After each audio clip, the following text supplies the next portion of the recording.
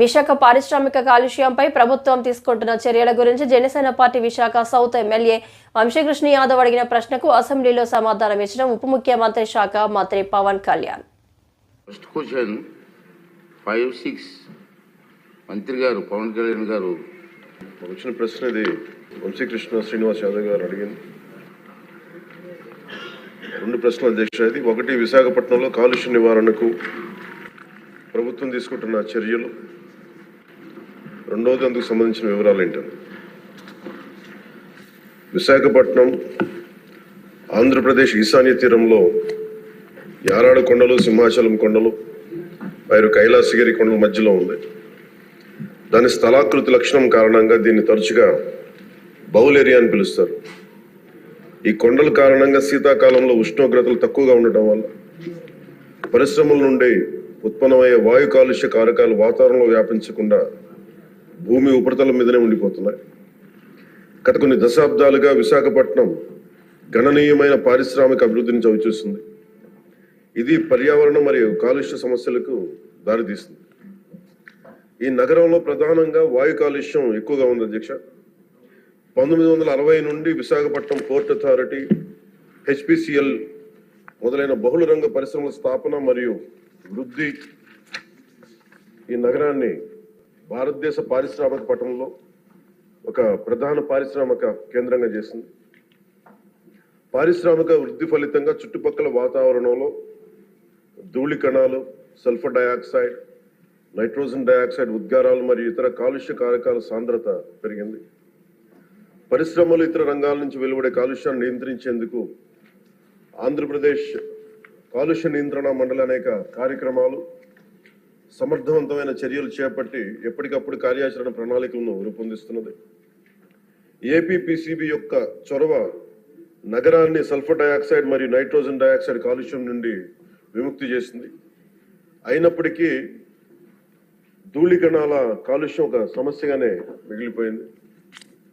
2009 సంవత్సరంలో కేంద్ర కాలుష్య నియంత్రణ మండలి CPCB విశాఖ నగరానికి సంబంధించి సమగ్ర పర్యావరణ కాలుష్య సూచిక సెపి స్కోరును 70.82గా లెక్కించి ఉండవలసిన ప్రమాణం 60 కంటే ఎక్కువగా ఉండడం వలన విశాఖపట్నంను తీవ్ర కాలుష్యం ఉన్న ప్రాంతంగా గుర్తించింది. కేంద్ర పర్యావరణ మరియు అటవీ మంత్రిత్వ శాఖ 13/1/2010 విశాఖపట్నం బౌల్ ఏరియాలో పరిశ్రమల స్థాపనకు మరియు విస్తరణకు మారిటోరియం విధించింది. ఇందువలన ఆంధ్రప్రదేశ్ కాలుష్య నియంత్రణ మండలి పరిశ్రమలు మరియు ఇతర భాగస్వాముల సమన్వయంతో బౌల్ ఏరియాలో ఉన్న పరిశ్రమలకు జాతీయ ప్రమాణాల కంటే ఎక్కువ కఠినమైన ఉద్గార ప్రమాణాలను, ఎమిషన్ స్టాండర్డ్స్ ను నిర్దేశించింది. ఉదాహరణకు పార్టికులేట్ మ్యాటర్ PM10 యొక్క గాఢత అంటే మిల్లీగ్రామ్ పర్ మెట్రిక్ క్యూబ్ దాదాపు 50 మిల్లీగ్రామ్ పర్ మెట్రిక్ క్యూబ్ గా జాతీయ ప్రమాణం 150 మిల్లీగ్రామ్ పర్ మెట్రిక్ క్యూబ్ గాను SO2 లెవెల్ 5 mg, జాతీయ ప్రమాణం 25 mg కంటే నిర్దేశించడం అయింది. ఈ కఠినమైన నిబంధనల కారణంగా పరిశ్రమలు కాలుష్య నియంత్రణ వ్యవస్థను అప్గ్రేడ్ చేశాయి మరియు గ్రీన్ విశాఖ కార్యక్రమం కింద విస్తారమైన గ్రీన్ బెల్ట్ ని అభివృద్ధి చేశాయి. ఈ చర్యల వలన సెపీ స్కోర్ 2013 నాటికి 70.82 నుండి 52.31కి తగ్గింది. 2013లో ministry of environment, forest and climate change comprehensive environment pollution index score నగరానికి సంబంధించి 60 కంటే తక్కువగా ఉండడం వలన పరిశ్రమల విస్తరణపై ఉన్న మారిటోరియంని ఎత్తివేసింది.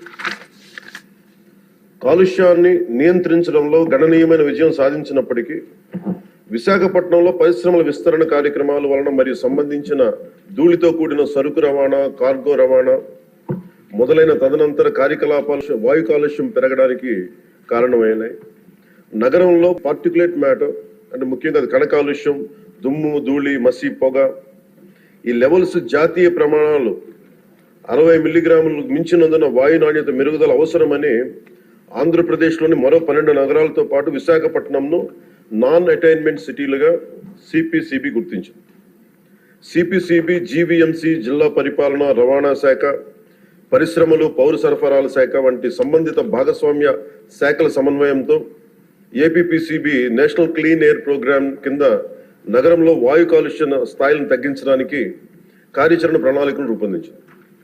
ప్రభుత్వం సిపిసిబి, ఏపీపీసీబీ అన్ని భాగస్వామ్య శాఖలచే ఆమోదించిన కార్యాచరణ ప్రణాళిక అమలును నిశ్చితంగా పర్యవేక్షిస్తాం. పరిశ్రమల నుంచి వెలువడే వాయు కాలుష్య ఉద్గారాలు, పరిశ్రమల కార్యకలాపాలు, పట్టణ అవసరాలకు సంబంధించిన సరుకు రవాణా నుంచి వెలువడే ఉద్గారాలను నియంత్రించేందుకు ఏపీపీసీబీ పలు చర్యలను చేపట్టింది అధ్యక్ష. అంతేకాకుండా పరిశ్రమలు ఉత్పత్తి చేసి వ్యర్థ జలాలను శుద్ధి చేయడానికి తగిన సామర్థ్యం కలిగిన ఎఫ్లూయెంట్ ట్రీట్మెంట్ ప్లాంట్లను ఏర్పాటు చేయడానికి ఏపీపీసీబీ పరిశ్రమలను నిశ్చితంగా పర్యవేక్షిస్తున్నది.